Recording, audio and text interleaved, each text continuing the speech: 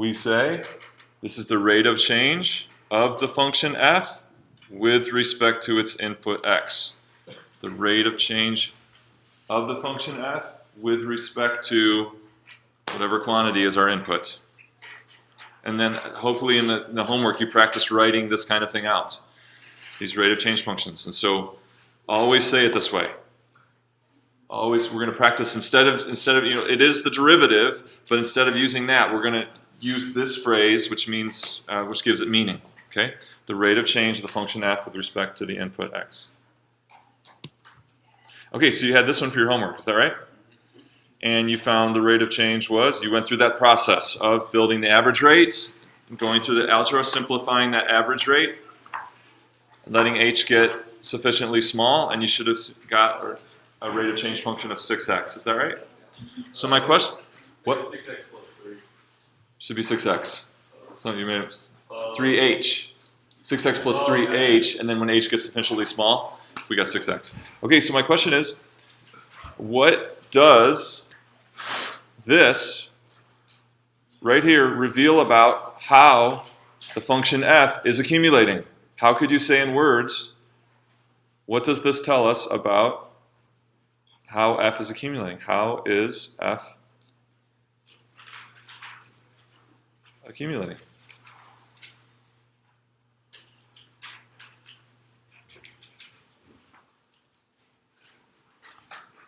So what is that? How is f accumulating?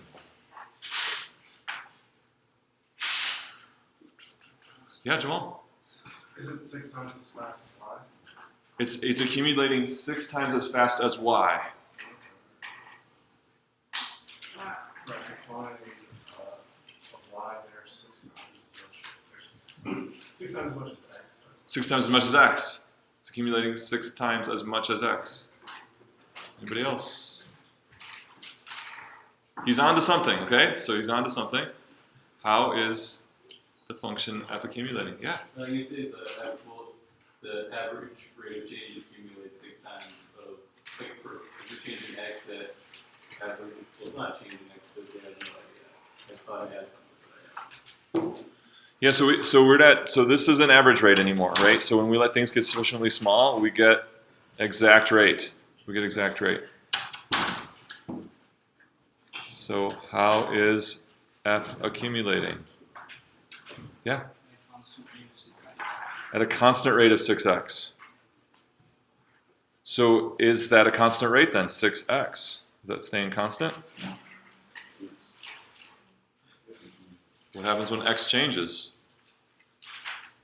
Does the rate stay the same or does it change?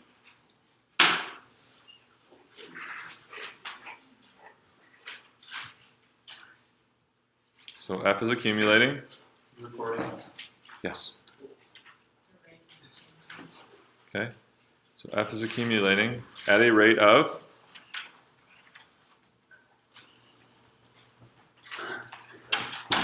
6x, or 6 times whatever input we're at.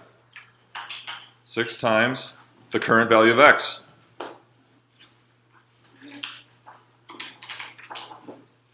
Or 6 times the input. F is accumulating at a rate of 6 times the current value of x. Okay, so if I said x was 0.4, then what could you say about the accumulation of f? Jonathan? If x is 0.4. It's accumulating at a rate of 2.4. He's saying it's accumulating at a rate of 2.4 when x is 0.4. Agree with that?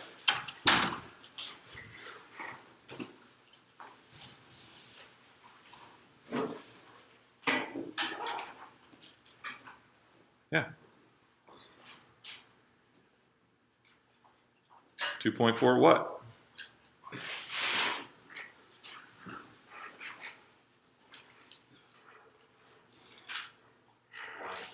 What's that? Y quantity per x quantity. Y quantity per x quantity. Yeah, y per x.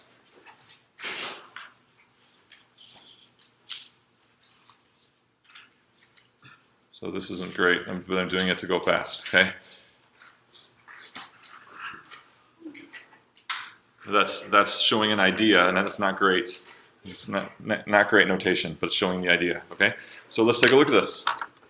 So I've got our accumulation function fired up here, and I asked about at 0.4. And we said the rate of change was? Rate of change is 2.4.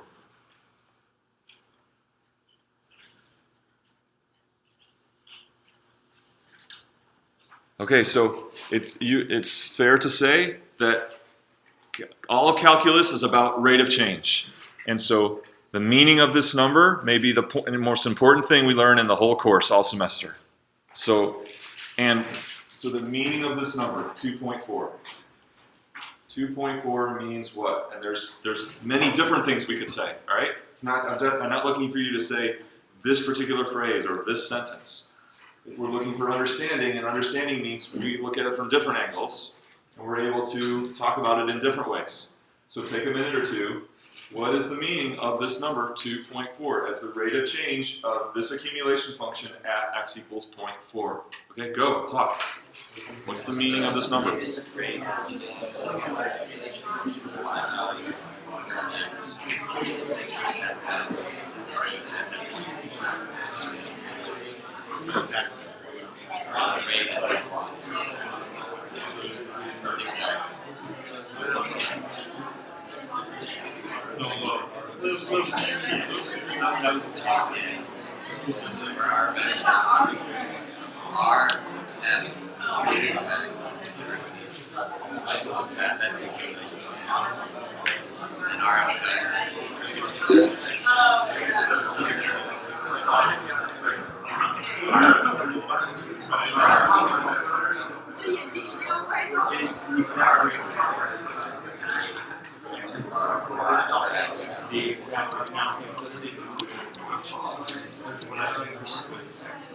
Basically, I had to write both functions, and this H was A, you can see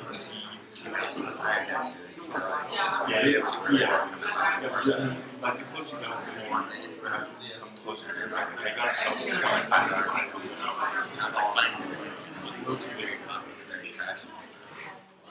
whereas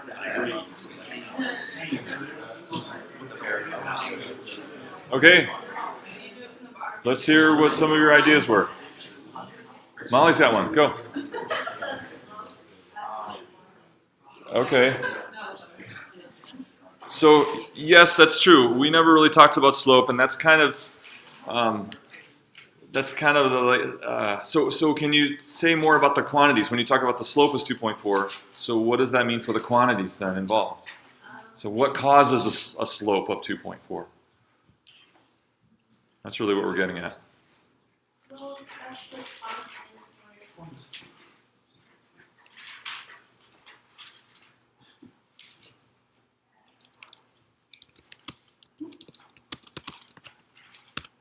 So it's okay, but it's not a deep idea. Okay, so we'll put it down, but it's not our goal. At the instance, or like at 0.4, Okay. The velocity or the rate of change is 2.4. Okay, and what does that mean? That the rate of change is 2.4. It means that the quantity is accumulated at that rate of that. Okay, Christian. I was going to say that, like that, it's accumulating at a rate of 2.4 for that x. And what does that mean? What are the implications of that? Yeah, right. That's saying you're saying the rate is 2.4, and so what are the implications of the rate being 2.4? Any other? Confused by the question. I know what that says, but I'm confused by the question. Confused by the question, Peter. If we were to take a change next, so Okay. say 0.40001, Okay. the rate would still be 2.4, essentially. And what would that mean that the rate is still 2.4? That's the constant rate over that very small change of x. And what does a constant rate of 2.4 mean?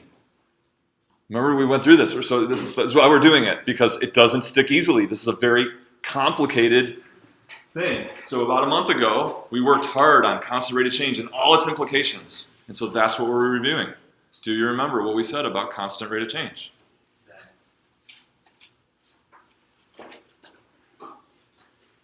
Brian? Every change in y is 2.4 times change in Okay, now we're getting somewhere. Every change in y is 2.4 times what? The change in x. Okay, now we're getting somewhere. Yeah, Melody. Oh, I think she was trying to ask one first. Oh, so go ahead. Okay, it's 2.4 is the change in y. Okay, and what? So in that ratio, what is the meaning of that ratio? When we say it's you're right. It's the change in y over the change in x. What was the meaning of that? Remember? What's the meaning of quotient? Oh, is it what do you call it? In terms of something else, like in the units of something. Okay, Alexander. Relative size. So what about relative size? Right. Yeah. The relative size of y or is it of x? The relative size of y to x 2.4. Okay, so delta y over delta x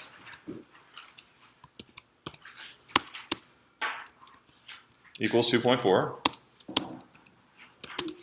means this is talking about the size of the change in y or the size of the change in x? What's that? So it's saying y is growing 2.4 times as fast as Yes, that's a different one. That's a different one. Y is changing 2.4 times as fast x at 0.4. as x at 0.4 at x equals. Very good. That's a different one. So let's go. So that's good. Y is changing 2.4 times as fast as x is changing. Good. All right. Let's go back to this one. This ratio of delta y of delta x means, is that talking about? My question was, is that talking about the magnitude of y or the magnitude of x?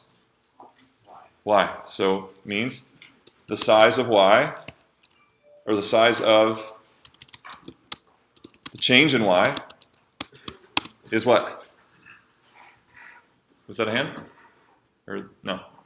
Yeah. But if we, oh, sorry, go ahead. Okay, is 2.4 times greater than Is 2.4.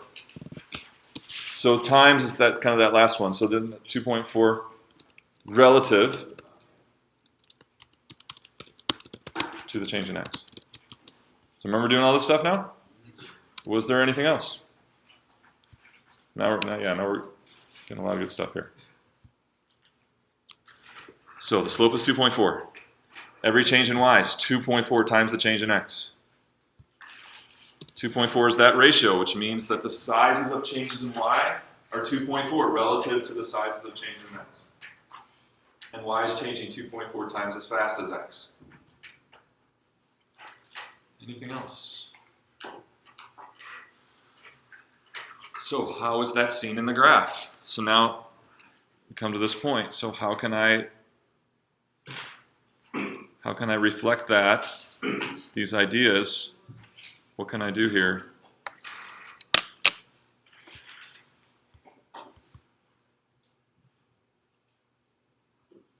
There we go, got it.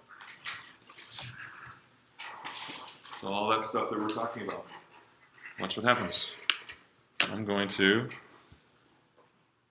zoom in. I zoom in 3 times, and what do you see? Only 3 times. I'm talking about going by 0.02 here. Looks like a constant rate. Looks like a constant rate. You see that? So you zoom in enough on a curve, and you get what's called local linearity. And so now all this stuff we learned about constant rate of change applies, right? If it's virtually or very close to being a constant rate of change, then the stuff that we learned about constant rate still applies, even though the rate is changing, right? It's always 6 times the current value of x. But for small changes in x, our ideas about constant rate of change apply. So if I make a change of x of 0.02,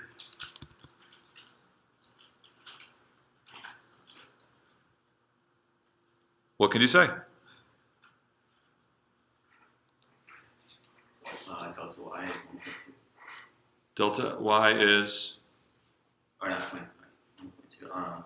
you know, don't do any math in your head. Just what are you thinking? 6 times 0.02. 6 times 0.02. Delta y is 6 times 0.02. Janae, you agree with that? Yes. Wouldn't it be change in y is 2.4 times 0.02? 2.4 times 0.02. Is it 6 times 0.02 or 2.4? Why didn't it just still be 2.4 because it's really, really close to 4.4? Okay, so we got 3 possibilities for the change in y. We got 6 times 0.02. We got 2.4 times 0.02. And then what did you say, Shayna? That the change in y would be? 2.4. Just 2.4. What do we think? Zoe, what do you think? I think that that's what we did last class when the change in x is so tiny that it doesn't matter. But there's 3 possibilities here. These are all different values. Delta y, these are 3 totally different values. 6 times 0.02, 2.4 times 0.02, and 2.4. So what do we think? What is the corresponding change in y for this change in x? 2.4 times 0.02. You're going for option B, curtain number 2. Yes. Okay? Why? So why do you think that? Because we're using our rate of change and then multiplying it by our change in x. The rate of change, then change. Austin, what do you think? Yeah, that's the same thing. Curtain number 2. Brent, what do you think? I think it's B. I think it's B. Ryan? I'm leaning towards B. Leaning towards B. Delta y equals K delta x. K delta x.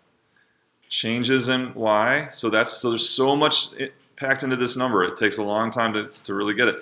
This number is talking about how 2 quantities are changing together. That's why it's hard. That's why it's hard. Because there's so much wrapped in that number.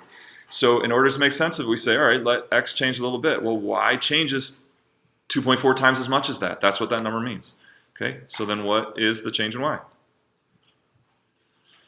In my straightest vertical line I can make. Is that 0.48? Yeah. I'm guessing.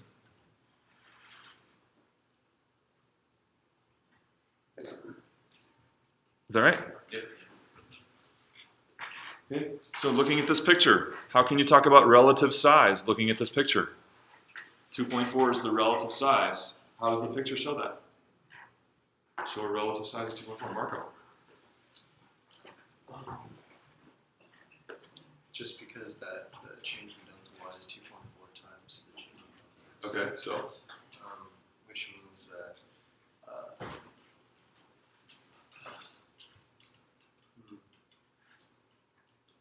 I don't know what else to say. But yeah. David. It's just a K or 2.4 times how much x has changed. Okay, that's right. Yeah, Christian.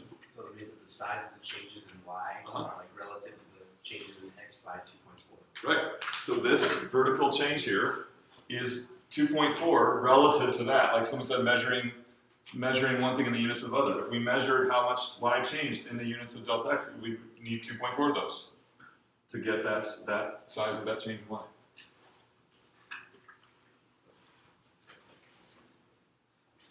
Okay, and so then what happens when we get to x equals 1? Then what's the rate of change? At x equals 1, do you remember what our rate of change function was? 6. So when we get out here to 1, now our rate of change is 6, meaning if we took a small change in x, how much would y change? 6 times. 6 times as much. It would change a lot more. And 6 tells us how much it would change. Okay, is this making more sense? Yeah. So this discussion is arguably the most important discussion of the whole semester because it's about what does this number rate of change mean? And it's a loaded number because you're talking about 2 quantities at the same time. This number reflecting how 2 quantities are changing together. All right, so keep working on it. Any questions? Yeah. The statement 2.4 means the size of the change by 2.4 relative to the change in x. Okay. Can that also be said delta y is equal to 2.4 units of delta x? Yeah, yeah, measuring that in the units. So if we took this, we would take 2.4 of those to make that. Absolutely. Just want to check. Yeah, sure. Janae? I have a question. It's probably sounds stupid, but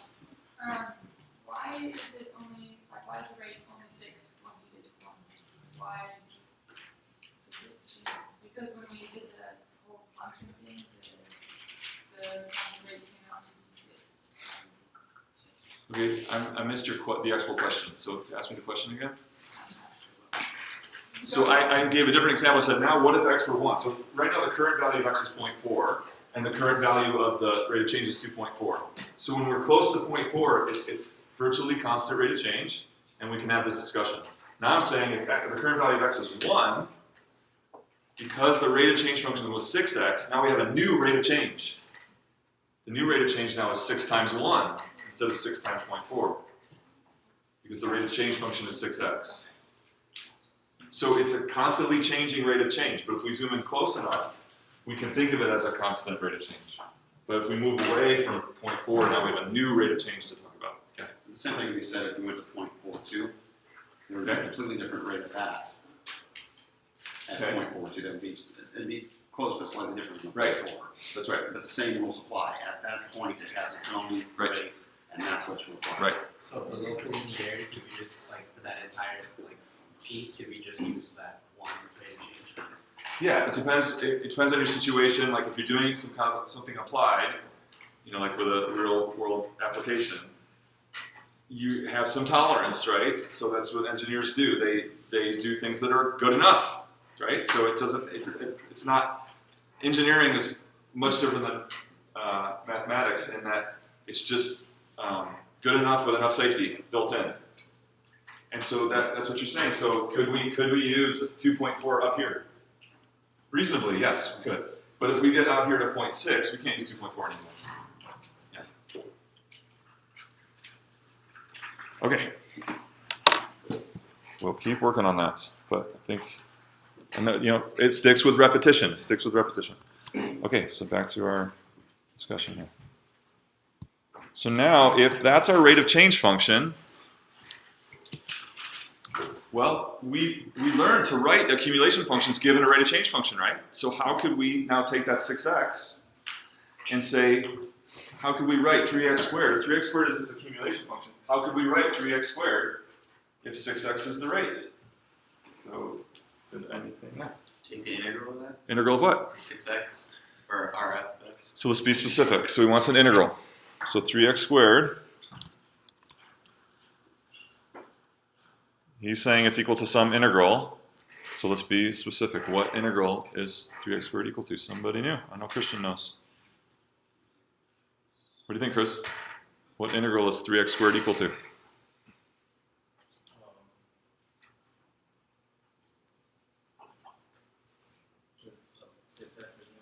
Equal to just 6x? 6x dx. Danny? 6 dx or the r of x dx. So, okay, start again. So, what should I write here? The rate function, which is not 6x, but r f of x dx. Okay, well, so yeah, those are the same thing. All right, so what about 6x? So I think we're all in agreement. We're gonna put the rate function here. What about 6x? Is it good? That works.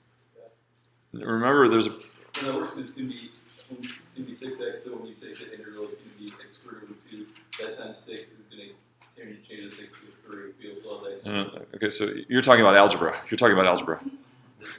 Yeah, Ryan. Does it need to be 6x times, I want to say like the difference between fx and fx plus? Okay, but we've forgotten a really important idea here. The limit? No, there's no limits in integrals. No, even- Is it Steve? It's Steven, right? Arrow from 0 to x of Yeah. 6u. Okay, we need something different than x, right? Remember that? Because what is x going to mean? So your x integral. Where we accumulate 2. It's the final value that we accumulate 2, and so then in between our starting value and x, it needs to take on all those values of x. That's a u, not an a. Okay, so remember this. So we can't use x because x represents where we stop accumulating. And we need a different symbol to mean x, but to take on all those values from the start to the finishing point. Okay, so in t, we use t often, okay? So we can represent this accumulation 3x squared as its accumulation function a to x ct 6t dt. Okay, but we also saw that this is really the accumulation function for given a rate.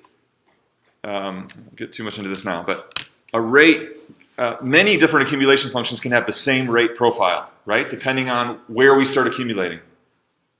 Okay, so the question is, for this particular one, where do we start accumulating to actually get the accumulation function 3x squared, and that turns out to be 0. Okay, so that's a different discussion for a different day. But so this is our accumulation function 3x squared gives us a rate function. We can write that as an integral. Okay. So we want to talk about then there's these two different ways of writing the same accumulation function. As an integral of its rate and as this function 3x squared. Which one of those is the exact form of accumulation? Which is exact form of accumulation? You said both. Wouldn't it be the first one? The first one only. Which is exact form accumulation? Shannon? I think The one on the left. Is this exact accumulation? No, it's good enough. Good enough. Isn't that just the accumulation when the starting point is 0?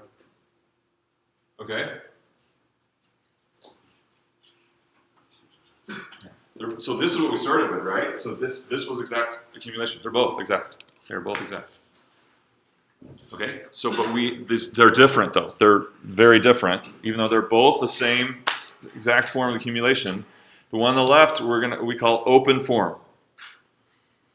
And what do we mean by that? What we mean is it reflects the process, right? This was a month and a half in the making. Remember doing that? This was a month and a half in the making. We know what this means. This is our rate, and then our rate times a little change gives us a little bit of accumulation, and the integral sign stands for summing up all the little bits of accumulation starting at A, and so it reflects process. The other form is the closed form. Closed form is like a standard function, okay? It's a fast track to results.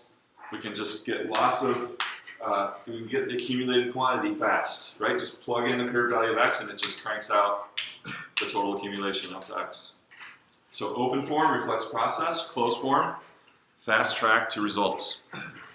But when the open form produces this value of f, this value of accumulation, you get the same thing for the closed form. They're the same result. It's just the open form reflects process and the closed form is about, boom, rapid fire results. What's the accumulation at 4? What's the accumulation at up to 8? What's the accumulation at 10? Does it make sense? So we're going to be using this a lot, open form and closed form. Okay, similarly, we got this expression. These are both the rate of change, right? Which one is exact? Which one's the exact form of rate of change?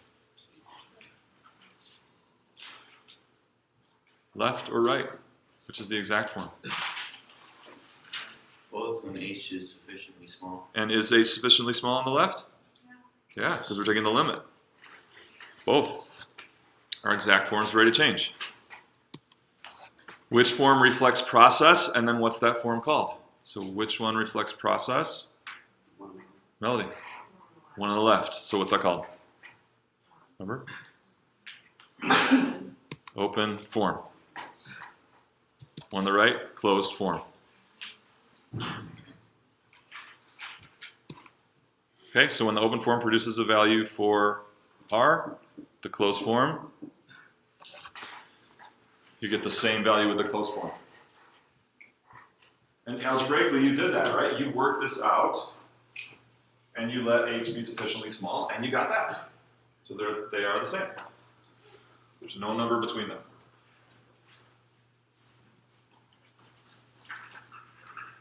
Okay, so where we're headed next then is developing some rules to get closed forms derivatives. That's what we're doing. So we're going to find rules for finding closed form derivatives.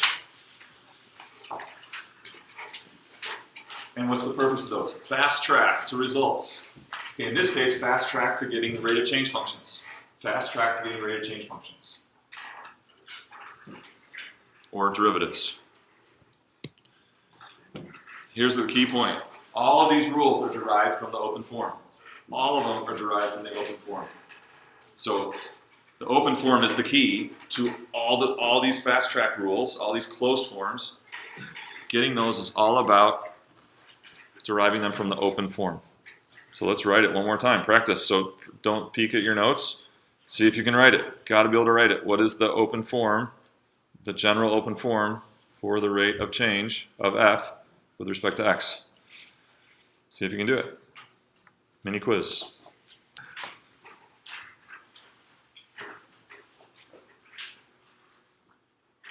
Wait, is it for the R and X that we just used? General now. For any function called f. So given a function called f of x. That's all you know. What's that? Can you repeat what you're asking? Yeah, so the last week or so we've been working on how to write an exact rate of change function given f. Okay, and so now we have what we're calling now the open form for that. Shayna, did you get it? Yeah. Tell me. It's the limit as h equals to 0 of f of x plus h minus f of x over h. That's it.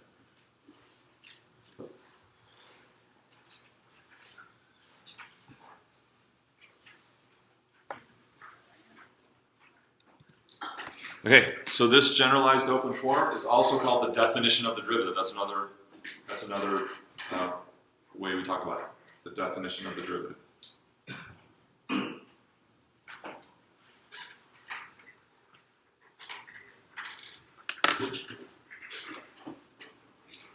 Okay, so let's start talking about some of these rules.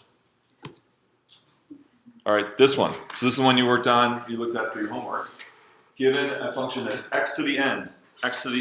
So I'm going to kind of blaze through this. Don't try to take notes.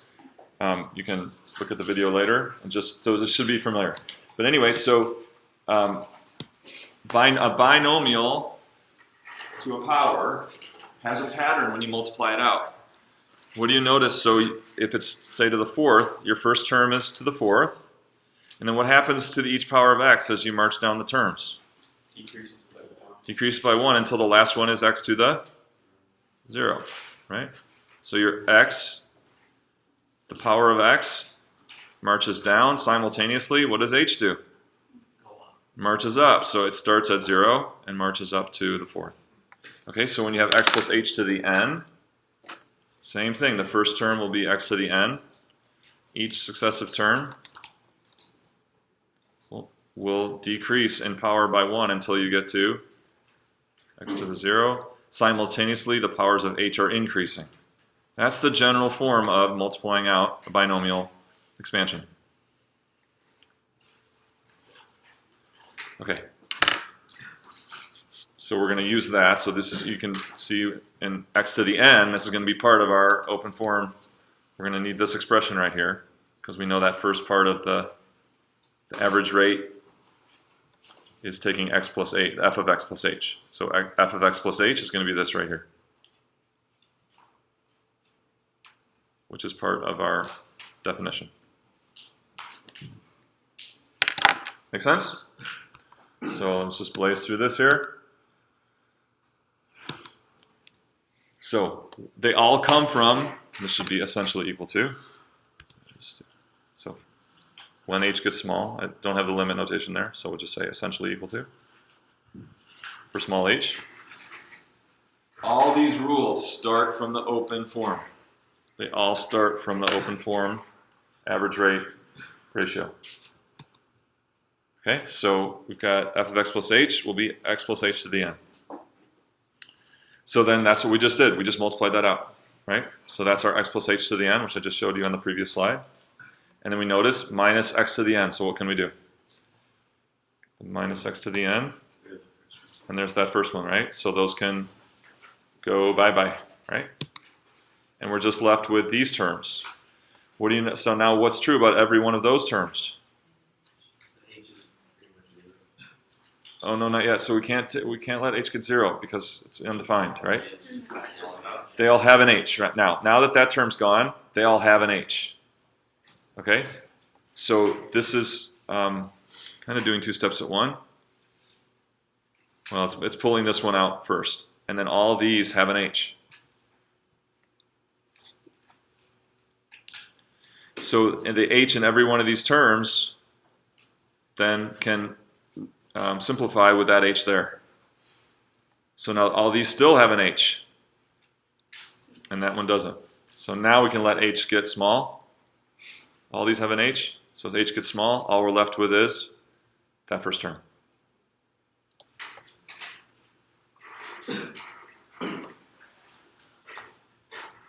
Okay, so you should be able to follow that. We didn't take a lot of time on it, but you should be able to follow what's going on in that derivation. And our result is that the rate of change function for the function f, if f is x to the n, is n x to the n minus 1. So that's our first closed form rule. It's a closed form rule for finding the derivative of a function of the form x to the n, where n is an integer. I'm sorry, a positive integer. Okay, next, so that's the first rule. Next rule, constant functions. So if an accumulation function f never accumulates any changes in its value, then what's its rate of change? How fast is it changing if it never accumulates? Yeah. So people are saying 0. What do you think? Agree? Yeah. So if you have a constant function, the rate of change is 0 because there's no change in the amount of accumulation. So 0 change. All right, so let's show it mathematically. How would we show it mathematically? How does it start to show it mathematically?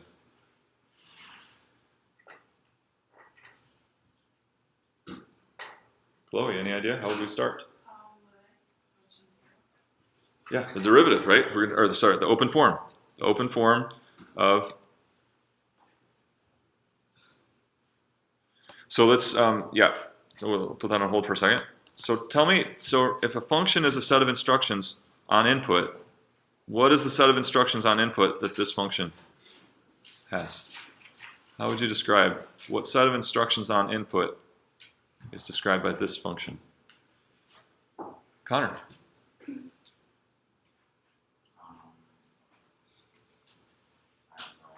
No clue. We'll say there is no set of instruction because there's no, if f changes by x and there is no x in your rule, Okay. then there is no. So how could you describe then? Well, isn't it just saying x doesn't matter? Okay, it's saying x doesn't matter. Janae? Value of x, will always equal c. So for any input x,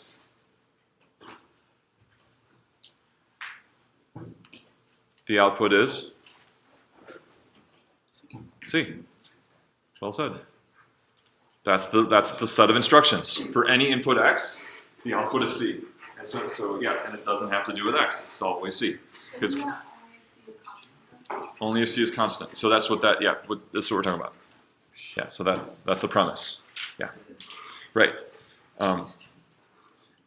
But even if C is changing apart from x, it's still whatever C is. Even if C is changing and it doesn't have to do with x, then it's the same thing.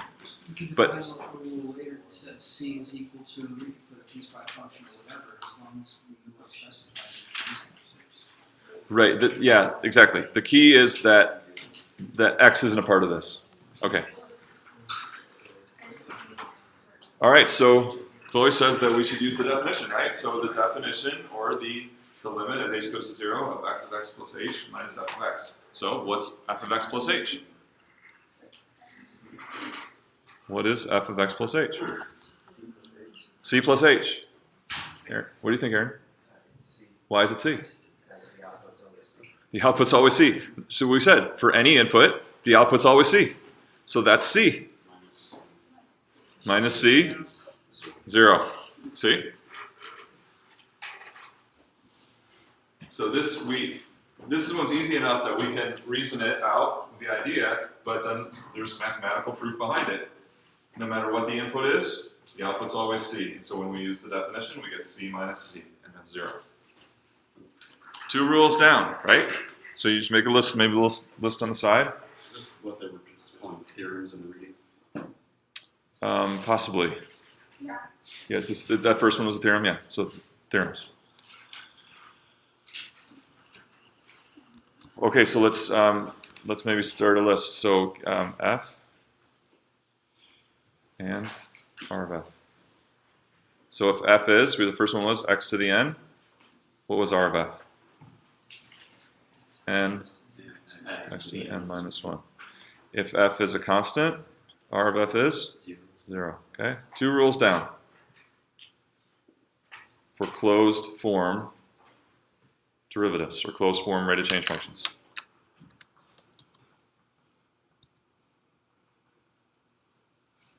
Okay, next one, constant multiple. This is another type of function. So here's an example to set this up. Motivate this. At every moment in time, John has traveled 5 times as far as Mary. What can we conclude about John's speed relative to Mary's speed? So at any moment in time, John's traveled 5 times as far as Mary. So what can we conclude about their speeds?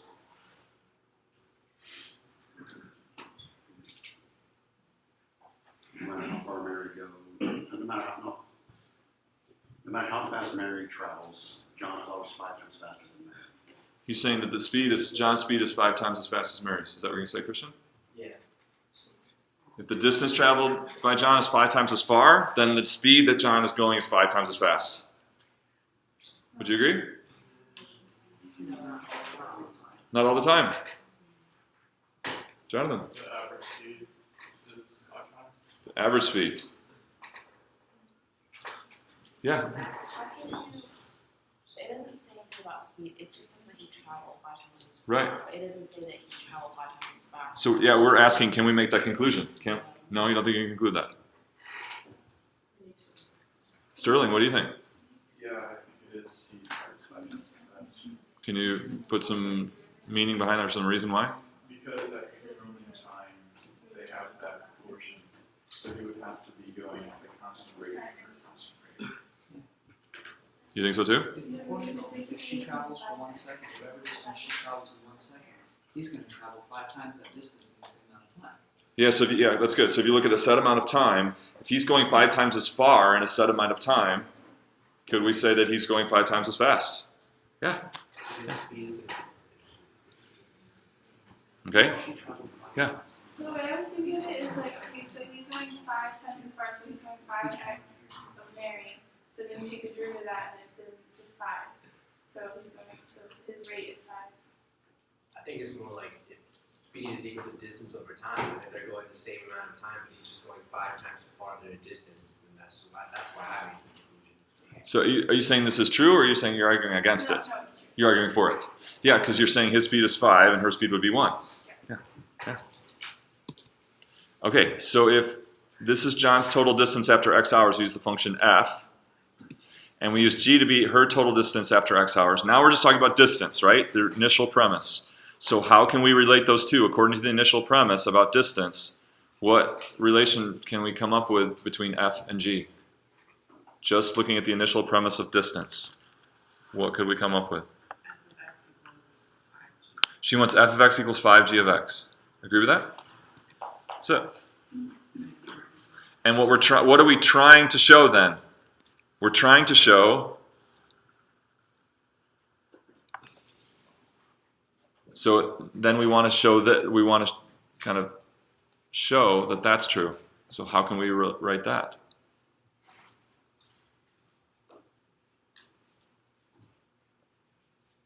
Who stumped you there? Ross?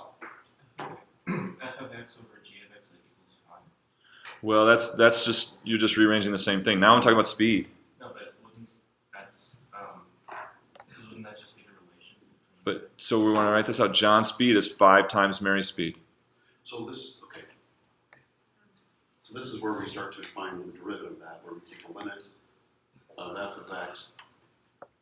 Eventually, but all I'm asking now is we want a statement that reflects this. If f equals 5g, the distance John traveled is 5 times the distance that Mary traveled, we just want a quick statement that says, what are we trying to prove? What's our final goal? If we're, yeah, Ross. R f of x equals 5g of, or r g of x. R f of x equals 5 times r g of x. Or the rate of change of f with respect to x is 5 times the rate of change of g with respect to x. Yeah. Okay, so this is our given. And this is what we're trying to prove. Again, it makes sense as an idea, but we want to show that. We want to show it mathematically using what? We always start with, all these rules come from our open form, general open form definition of the derivative. Okay, so let's do it. All right, so you saw in the homework, there's some other notations for rate of change. So these all mean the same thing. And we're going to read all of them. The rate of change of f with respect to x is 5 times the rate of change of g with respect to x. So the shortcut is to say f prime and g prime, or df dx, okay? But we want to practice always saying it this way, because that's what it is. It's always the rate of change of f with respect to x and the rate of change of g with respect to x. So we're not going to cheat and say f prime and g prime and df dx. Okay? So the more important something is, the more names it gets. The more ways, the more names it gets. And so this is saying derivative is very important. We've got lots of ways to express it. Okay? But again, no matter how we express it, we always want to say it this way. The rate of change of f with respect to x. Okay, so, oh, I guess,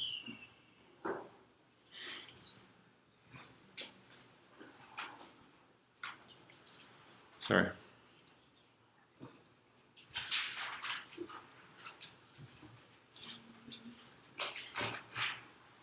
Okay, so here we are. So instead of it being 5 times as much, it's saying it's any times as large as the value of g. Okay, so what is a proof like? So suppose we want to prove that A equals Z. So when we start, do we declare that A equals Z? No, we can't use the thing we're trying to prove. We can't assume it's true. We're saying we're not sure. We're going to take what we know and prove it. We're going to take what we know and confirm that it is true. So we can't use that within the proof. So one type of proof looks like this. Well, we start with A and we say, well, we know what A is. A is equal to, say, B. We know that for sure. And then maybe we do some algebra on B. And we say, oh, that's the same as C. And then we keep working like that until we can string equalities together to get Z. And therefore the conclusion is? Therefore, by equality through the string, A equals Z. And we did it. Okay?